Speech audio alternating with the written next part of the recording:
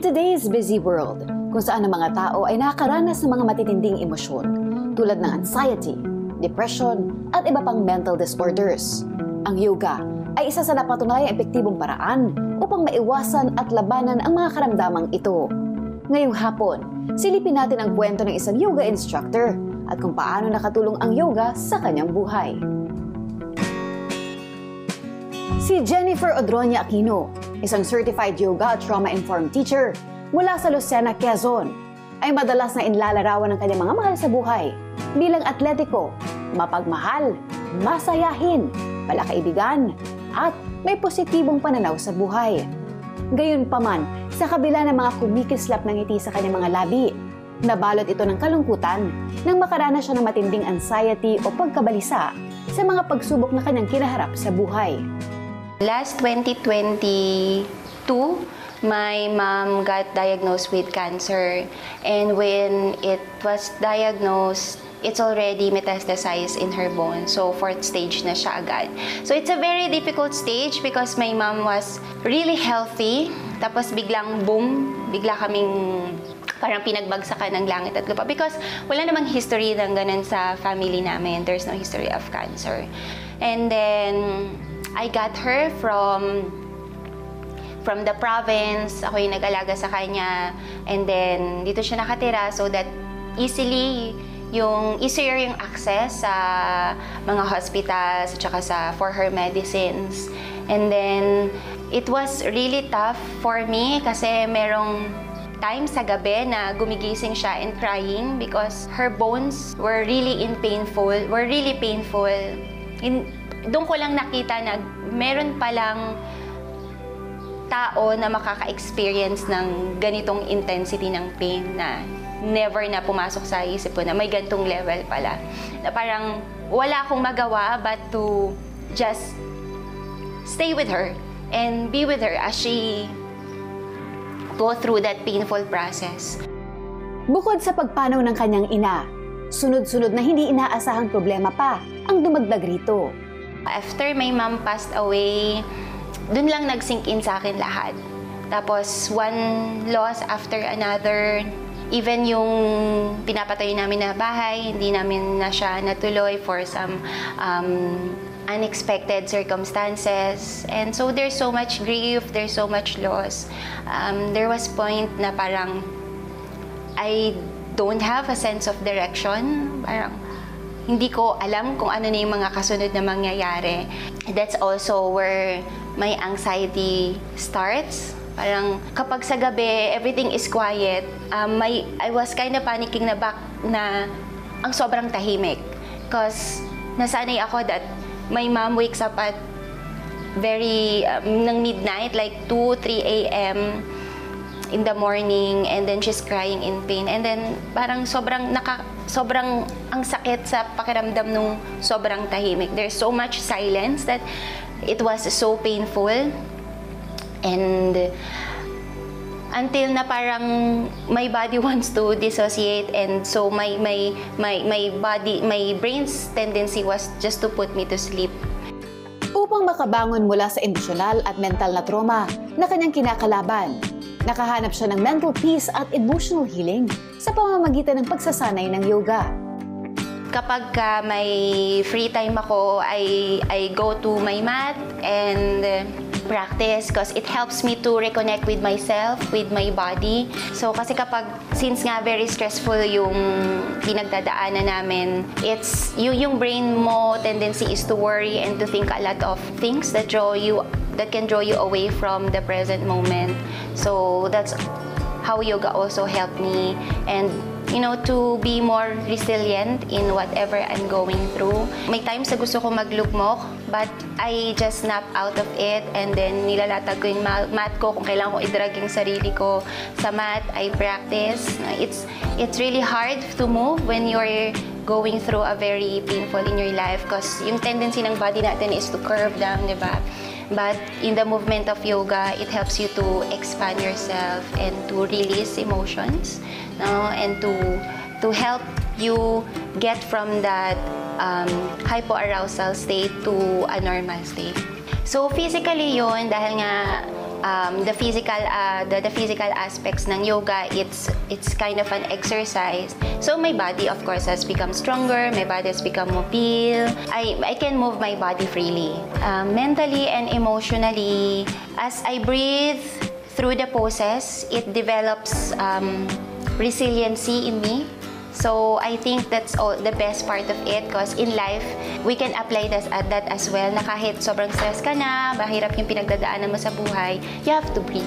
Because kapag hindi ka nag-breathe, it's already sent signals in your brain that you are under stress.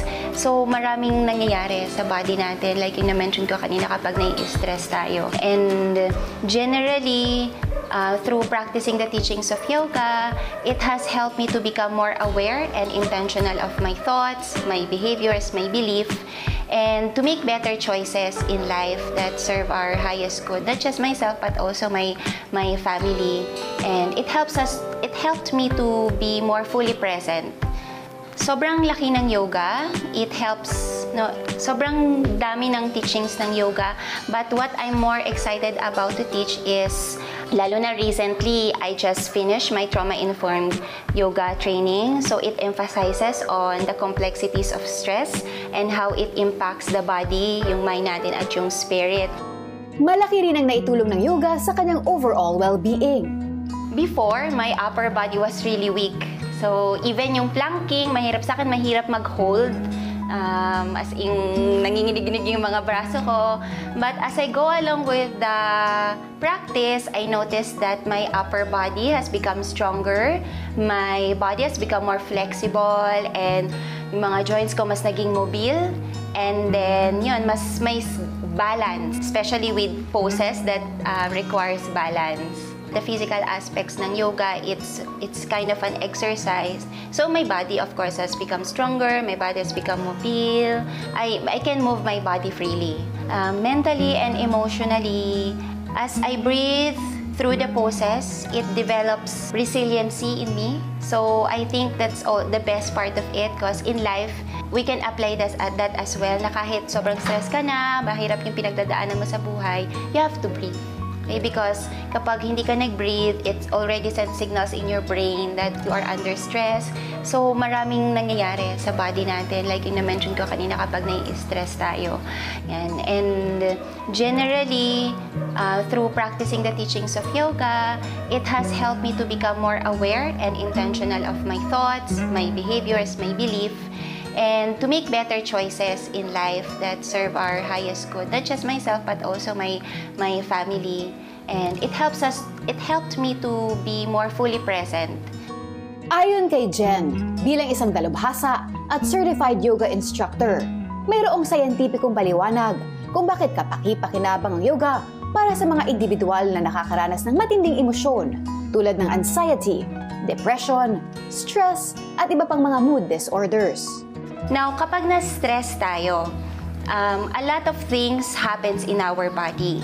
So, physically, mararamdaman natin yan. So, sumasakit yung ulo natin, until sumasakit yung balikat, yung likod, yung mga kalamnan natin, and yung breath natin nagiging shorter. So, nagle-lessen yung flow ng oxygen sa brain natin. Now, the danger with that is kapag chronic na yung stress mo. Okay? So, pag chronic na yung stress, it can develop inflammation in your body, and then that can lead to critical illnesses. And also, nag-age yung cells natin. So, kahit bata ka pa, minsan, di ba, parang matured ng tingnan.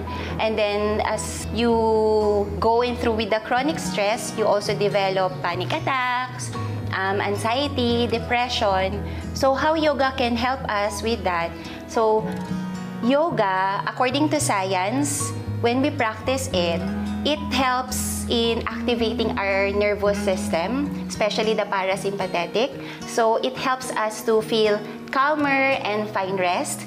And also, na-activate niya yung vagus nerve natin na nagko-control ng specific bodily functions like breathing, heart rate, immune system. And then, yung movement at saka yung breath work in yoga, it helps with make us feel calmer, and it shifts our body's autonomic nervous system from stress response to relaxation response.